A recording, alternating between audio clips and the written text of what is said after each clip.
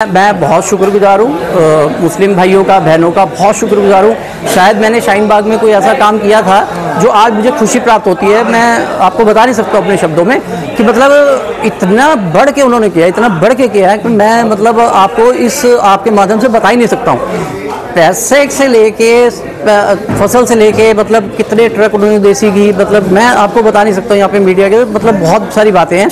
और मुस्लिम कौम ने बढ़ चढ़ के बड़े भाई का जो है निभाया है। हो रहे हैं? नहीं, भावुक मैं इसलिए हो रहा हूँ क्योंकि आपने प्रश्न ऐसा कर दिया था कि मेरे अंतरात्मा जो है मेरी थोड़ी सी कि अगर एक मुस्लिम भाई खड़ा है सिख भाई के लिए, तो सिख भाई भी मुस्लिम भाई के लिए खड़ा है। यही हमारे देश की पहचान है। मुस्लिम कौम ने जो आगे आके हाथ बढ़ाया, मैं उसके लिए तहे दिल से शुक्रिया अदा करता हूँ। और तमाम मुस्लिम में जितने भी मुस्लिम तक मेरी आवाज़ जा रही है, जितने मुस्लिम भाई बहन हैं, मैं उनका शुक्रिया अदा करता हूँ कि जो मैंने सेवा की थी शाहीन बाग में, उसका हमें फल वापस मिला है। मुस्लिम परिवार, मैं ये नहीं कह रहा कि हिंदू परिवार नहीं दे रहे हैं, लेकिन मतलब क्या है कि वो आगे आके बढ़ चढ़ के वहाँ पे पहुँच के सेवा भी कर रहे हैं। वहाँ जूते लेके जा रहे हैं, चप्पल लेके जा रहे हैं, हर तरीके का सामान जो वहाँ पे चाहिए वो लेके जा रहे हैं। नफरत की दीवार तो कभी थी नहीं। आप मुझे बता दो 500 सालों में कभी कोई मुस्लिम और सिखों का कोई झगड़ा हुआ हो, कभी आज तक मुझे बता दो। हाँ, मुस्लिम का हिंदू के साथ हुआ हो, सिखों का हिंदू के साथ हुआ हो, लेकिन मुस्लिम और सिखों का कोई हुआ तो मुझे बता दो आप। मेरी नॉलेज में नहीं आ रहा। देखिए, पंजाब कभी भी 10 साल पीछे नहीं होगा। 1984 के दंगे भी हुए थे, लोगों ने कहा था कि सिख खत्म हो गए, सिख कौम को खत्म कर दिया, लेकिन ऐसे खत्म नहीं होते हैं। ये तो एक त्रासदी आई है, आपदा है।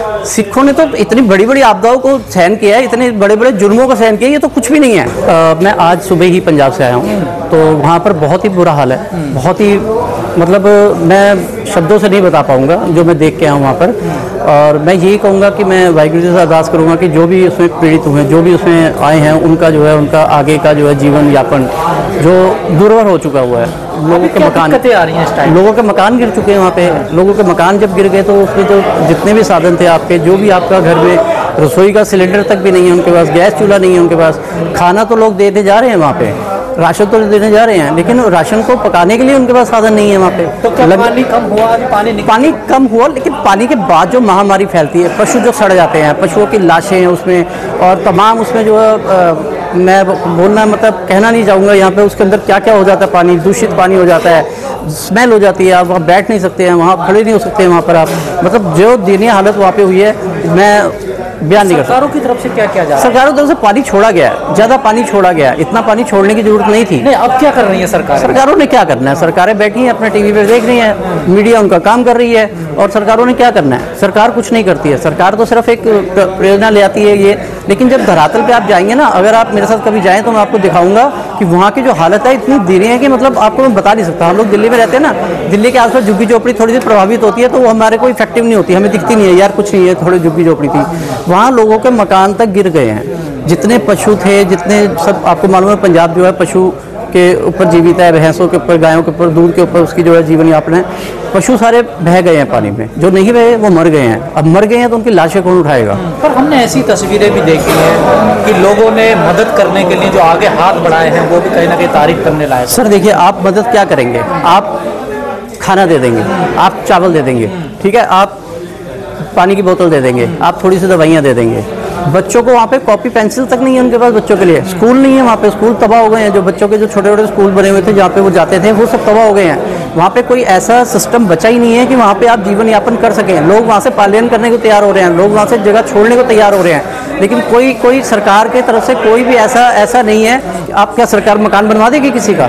मोदी जी ने 1600 करोड़ रुपए दिए हैं ना। देखिए, मोदी जी ने 1600 करोड़ किसको दिए हैं? किसको दिए हैं? राहत कोष में दिए। राहत कोष में दिए। राहत कोष कहाँ है? वो किसके अंडर में है? वो जमीनी हकीकत तक कैसे पहुंचेगा? पहुंचता ही नहीं है वो। अच्छा चलो, 16 करोड़ में मकान बनवा देंगे मोदी जी वहाँ पे, या जो पंजाब सरकार है वो क्या मकान बनवा देगी वहाँ पे? वहाँ उनको बेड ले देगी, उनको गद्दा ले देगी। भगवंत मान जी ने तो कहा कि एक मुर्गी का भी मुआवजा दिया जाएगा। देखिए, अगर सर मुर्गी का मुआवजा तो देंगे तब ना, मुर्गी की गिनती कौन करेगा?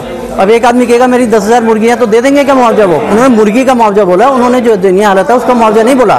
जो वहाँ पर लोगों के मकान खत्म होने का मतलब है कि सारा सामान खत्म, आपका सोना जेवरात, आपका पैसा, आपका खाना पीना, आपकी एफडियाँ, आपके राशन कार्ड, आपके इलेक्शन कार्ड, आपके बच्चों की कॉपियाँ, आपके बच्चों की मार्कशीट, बड़ों की मार्कशीट, राशन, पासपोर्ट सब बह चुके हैं वहाँ पे, कुछ नहीं बचा है। अब इसमें मुआवजा क्या करेगा? इसमें भगवंत मान जी क्या करेंगे बताइए? तो क्या करना चाहिए सरकारों को आपके नजर में? सरकारों को करना चाहिए कि वहाँ पर जाएं, वहाँ पर एक गठित करें, एक टीम गठित करें जो वहाँ पर जाकर मुआयना करें कि किनके मकान टूटे हैं, उनको मकान बनवा के दे, उनको मैं बेड की बात कर रहा हूँ, मतलब उनको जो बेसिक चीज़ें हैं वो उनको मुहैया कराए। ये सिर्फ राहत कोष 16 करोड़ ये सब करने से कुछ नहीं होगा, वहाँ पे जो उनकी बेसिक नीड है वो पहुँचाएगा।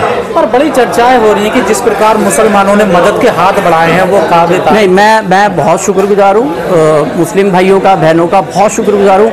शायद मैंने शाहीन बाग में कोई ऐसा काम किया था जो आज मुझे खुशी प्राप्त होती है। मैं आपको बता नहीं सकता अपने शब्दों में कि मतलब इतना बढ़ के उन्होंने किया, इतना बढ़ के किया है कि मैं मतलब आपको इस आपके माध्यम से बता ही नहीं सकता हूँ। पैसे से लेके फसल से लेके मतलब कितने ट्रक उन्होंने देसी घी, मतलब मैं आपको बता नहीं सकता यहाँ पे मीडिया के, मतलब बहुत सारी बातें हैं। और मुस्लिम कौम ने बढ़ चढ़ के बड़े भाई का जो है निभाया है। हो रहे हैं? नहीं, भावुक मैं इसलिए हो रहा हूँ क्योंकि आपने प्रश्न ऐसा कर दिया था कि मेरे अंतरात्मा जो है मेरी थोड़ी सी। कौम तो पूरी दुनिया में कहीं आफत आती है, सिख कौम करने के किसी की मदद की जरूरत नहीं है। सिख कौम अपने आप में इतनी प्रबल है कि उसको किसी की मदद की जरूरत नहीं है। लेकिन जब आप देखिए, आप मान लो आप बाइक पे जा रहे हैं, अगर आप बाइक से गिर जाते हैं और आप असहाय हो जाते हैं, बेहोश हो जाते हैं, तो आपकी किसी की मदद चाहिए होगी, थोड़े टाइम के लिए चाहिए होगी। लेकिन पंजाब आज भी इतना सुदृढ़ है, पंजाब के अंदर इतनी ताकत है कि वो अपने आप को खड़ा कर सकता है। 1984 के दंगे हुए थे, कत्लेआम हुआ था, खत्म कर दिया था। खत्म मतलब एक एक घर से उठा के खत्म किया गया था, चुन चुन के खत्म किया गया था। फिर भी सिखों ने अपने तो पूरी तैयारी करी, फिर अपना जो है एजेंडा बनाया। 2% होने के बाद भी किसान आंदोलन किया, सरकार को झुकाया। आज भी हम लोग इस प्रवृत्ति को भी झुका देंगे। लेकिन होता क्या है कि जब एक भाई होता है, तो जब भाई आके खड़ा होता है, जब एक मुस्लिम कौम आके खड़ी हो रही है, तो हमारे देश का जो है ये बहुत ही बड़ा एक मैसेज है, एक सरकारों का मैसेज है कि अगर एक मुस्लिम भाई खड़ा है सिख भाई के लिए, तो सिख भाई भी मुस्लिम भाई के लिए खड़ा है। यही हमारे देश की पहचान है। जिन मस्जिद मदरसों को हमेशा बदनाम किया गया उनका, मैं तो ये भी बोलूँ, एक मंदिर था, मंदिर में कुछ लोग जाना चाहते थे, पंडित जी ने उनका जो है पुजारी ने गेट बंद कर दिया कि चोरी करने आए हैं। यहाँ मंदिर मस्जिद की बात नहीं है, गुरुद्वारे की बात नहीं है। यहाँ होता है कि जब आपको जरूरत होती है, जब कोई आपके पास मांगने आता है, तो आपको उसको देना चाहिए। नहीं, उन लोगों को शर्म आएगी जो बदनाम करते थे। सबसे पहले हाथ तो इन्होंने बढ़ाया ना। सर, बदनाम तो अभी भी लोग करेंगे, अभी भी लोग करते रहेंगे। अब ये कहेंगे कि देखो सिखों को जरूरत पड़ गई, सिख असहाय हैं। सिख अभी भी उतना ही स्ट्रांग है, अभी भी देश के अंदर सिख नहीं है। कैसे हो सकता? तो दुनिया की मदद, दुनिया अभी भी कर रहा है वो मदद। अभी भी सिखों को बाहर की मदद की जरूरत नहीं है। लेकिन जो मुस्लिम कौम ने आके, आपने जो वर्ड किया, मुस्लिम कौम ने जो आगे आके हाथ बढ़ाया, मैं उसके लिए तहे दिल से शुक्रिया अदा करता हूँ। और तमाम मुस्लिम में जितने भी मुस्लिम तक मेरी आवाज़ जा रही है, जितने मुस्लिम भाई बहन हैं, मैं उनका शुक्रिया अदा करता हूँ कि जो मैंने सेवा की थी शाहीन बाग में, उसका हमें फल वापस मिला है। मेवात से ऐसी तस्वीरें आई कि ट्रक के ट्रक भर के राशन मदद पहुंचाई। सर, लोग तो बता भी नहीं रहे हैं कि इतना राशन भेज रहे हैं। कुछ मुस्लिम परिवार, मैं ये नहीं कह रहा कि हिंदू परिवार नहीं दे रहे हैं, लेकिन मतलब क्या है कि वो आगे आके बढ़ चढ़ के वहाँ पे पहुँच के सेवा भी कर रहे हैं। वहाँ जूते लेके जा रहे हैं, चप्पल लेके जा रहे हैं, हर तरीके का सामान जो वहाँ पे चाहिए वो लेके जा रहे हैं। सिर्फ और तो वीडियो नहीं बना रहे हैं। ये सिखों का प्यार था जो लोगों ने उनको लौटाया है। देखिए, सिख मुस्लिम, हिंदू मुस्लिम, सिख भाई सब भाई भाई हैं। ये हमारे देश में कभी भी अलग नहीं हुए, ना कभी अलग होंगे, ना इनको अलग कर सकते हो आप। लेकिन अभी क्या है कि कुछ सरकारें आती हैं, अपना एजेंडा चलाती हैं, अपनी वोटों का वोट बैंक को बनाती हैं और आगे बढ़ जाती हैं। तो क्या इस बार में नफरत की दीवार भी गिरी है? नफरत की दीवार तो थी नहीं, का जो पैगाम सामने, नफरत की दीवार तो थी नहीं। पहली बात तो ये है कि अब एक पड़ोसी की जरूरत थी तो दूसरा पड़ोसी जाके खड़ा हो गया। नफरत की दीवार तो कभी थी नहीं। आप मुझे बता दो 500 सालों में कभी कोई मुस्लिम और सिखों का कोई झगड़ा हुआ हो? कभी आज तक मुझे बता दो। हाँ, मुस्लिम का हिंदू के साथ हुआ हो, सिखों का हिंदू के साथ हुआ हो, लेकिन मुस्लिम और सिखों का कोई हुआ हो तो मुझे बता दो आप। मेरी नॉलेज में नहीं आ रहा कि आसपास में कोई ऐसे झगड़ा हुआ हो। तो नफरत थी नहीं। आप अभी पंजाब से आए हैं, तो अब क्या जरूरत करनी चाहिए? नहीं, अभी हम लोग फिर अब जा रहे हैं, करना चाहिए। अभी हम लोग अभी हमने वीडियो डाली नहीं है हम लोगों ने, क्योंकि हम वीडियो नहीं डालना चाहते इस बार। लेकिन हम लोग 17 तारीख से फिर दोबारा से इसको शुरू कर रहे हैं, क्योंकि वहाँ पे कुछ मकान बना के हमें देने हैं लोगों के। नहीं, जो अब मदद करना चाह रहा, क्या मदद करे आप? नहीं, अब मैं बता रहा हूँ कि वहाँ पे बेसिक नीड है, लोगों के पास मकान नहीं है। अब मकान बनाने के लिए उनके पास पैसा नहीं है। अब मकान वो बनेंगे कैसे? उनके मकान कौन बनाएगा? तो मेरी आप लोगों से अपील है कि आप लोग जो है उनके मकान बनाने के लिए, बच्चों की किताबों कॉपियों के लिए, बच्चों की परवरिश के लिए, बच्चों के आगे की एजुकेशन के लिए आप लोग आगे आएँ। मैं वहाँ पे आपको खड़ा मिलूंगा। आपको जो भी संपर्क करना हो मेरे से आप संपर्क कर सकते हैं।